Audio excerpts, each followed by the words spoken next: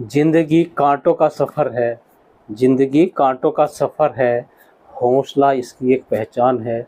और हौसला इसकी एक पहचान है।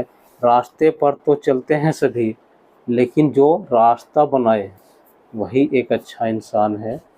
जी हाँ दोस्तों, आज बात करते हैं हम प्रेम सुख डेलू की, जिन्होंने मात्र 6 साल में 11 सरकारी नौकरियां हासिल की। और दोस्तों, पहले वे कड़ी मेहनत से पटवारी बने।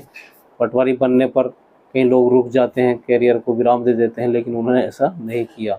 वो कंटिन्यू अपने इस सफ़र में ज़िंदगी के मुकाम पर आगे की ओर बढ़ने के लिए प्रेरित रहे।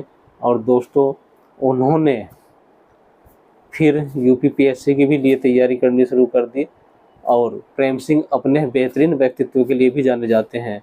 जी हाँ दोस्तों, उनका हंसता हुआ मुस्कुराता हुआ चेहरा और आँखों की उनकी जो चमक है, उनकी पर्सनालिटी को बढ़ाती है। और उनकी पर्सनालिटी इतनी प्यारी और निराली है, और उनकी जो सब चीज़ें हैं उनकी पर्सनालिटी को या व्यक्तित्व को बहुत अच्छी तरह से निखारती हैं। और प्रेम सिंह किसी बॉलीवुड के सितारों से कम नहीं है। कई बॉलीवुड के सितारों की चमक भी उनके सामने फीकी पड़ जाती है।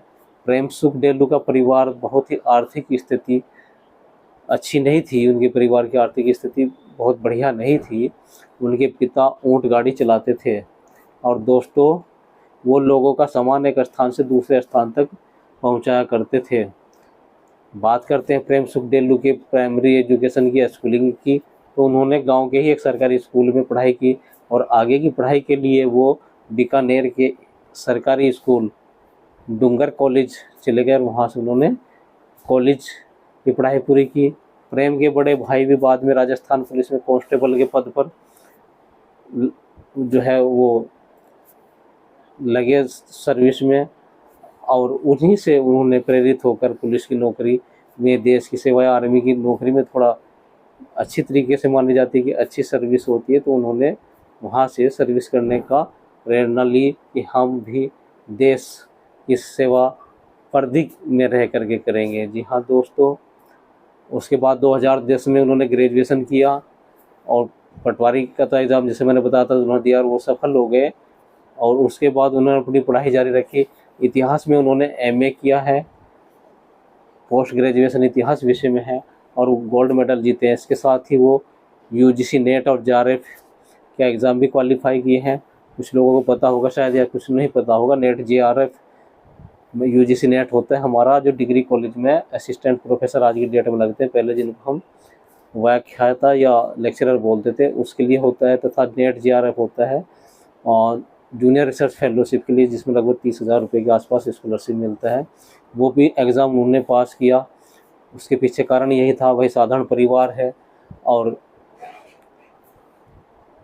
ताकि उनकी आर्थिक स्थिति में कुछ हेल्प हो जाए, वो पढ़ाई करें। अगर रिसर्च में जाना चाहते हैं तो डेफिनेटली 5 साल के लिए स्कॉलरशिप मिल ही जाता है। तो दोस्तों, इस तरह से एक साधारण के परिवार के लड़के ने 6 वर्ष में लगभग 12 नौकरियां प्राप्त की हैं। ग्राम सेवक की परीक्षा उन्होंने पास की, लेकिन उसमें वो ज्वाइन नहीं किए। और उसमें देखिए उनकी सेकंड रैंक थी राजस्थान में। जब तक वो ग्राम सेवक ज्वाइन करते तब तक राजस्थान में असिस्टेंट जेल परीक्षा का भी परिणाम आ गया, और इसमें भी प्रेम सुख डेलू ने पूरे राजस्थान में टॉप किया था। उसके बाद असिस्टेंट जेलर के रूम में वो ज्वाइन कर रहे थे, तभी उनका राजस्थान पुलिस में सब इंस्पेक्टर के पद पर चयन हो गया।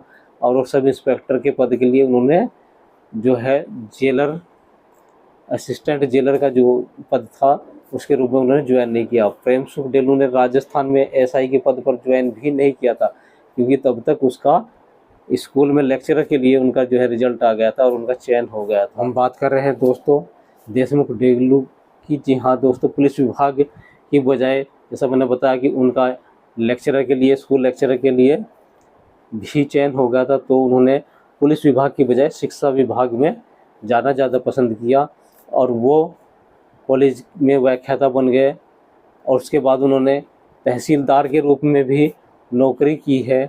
और वो कई विभागों में 6 साल की अवधि में अनेक नौकरियों में कुछ पे ज्वाइन किया, तो वो क्रम उनका चलता रहा। 6 साल में कई प्रमुख पदों पर भी उन्होंने नौकरियां की, लेकिन उनका सफ़र यहीं तक नहीं रुका, वो और आगे बढ़ना चाहते थे। और दोस्तों, उन्होंने भारतीय सिविल सेवा परीक्षा यूपीएससी का एग्ज़ाम 2015 में 170वीं रैंक प्राप्त की, और हिंदी माध्यम के सफल उम्मीदवारों में से उनका जो मेरिट में स्थान था या रैंक थी, AIR उनका 3rd था, यानी तीसरे नंबर पर थे। अब आप देख सकते हैं, कुछ लोग जल्दी हताश निराश हो जाते हैं कि मैंने 10 कंपटीशन दिए हैं, मैं नहीं लगा। तो भैया, कंपटीशन तो आप दे रहे हैं, केवल पढ़ाई से सब कुछ नहीं होता, उसके लिए प्लान करना पड़ेगा आपको, कितने घंटे पढ़ना है, क्या सब्जेक्ट पढ़ना है ना, कितना सिलेबस पढ़ना है, बहुत सारी चीज़ें होती हैं। तो इसी तरह चलता रहता है। प्रेम सुख की छोटी सी और एक दो चीज़ें देख लेते हैं। तो जैसा मैंने बताया था कि उनका जन्म गरीबी में गुजरा था। आलम यह था कि 8वीं तक की कक्षा में प्रेम सुख ने पैंट नहीं पहनी थी, वो हाफ पैंट में स्कूल जाते थे। अब आप देख सकते हैं कि हालत क्या रहे होंगे उनके परिवार के, मगर देशमुख को भरपूर आगे बढ़ने का अवसर उसके गार्जियंस ने, यानी कि माता पिता ने दिया, ताकि वो बच्चा कुछ कर गुजरे, अपनी लाइफ में कुछ बन जाए। ठंडा तवा रोटी सेक नहीं सकता, बुझी मोमबत्ती रोशनी नहीं दे सकती है।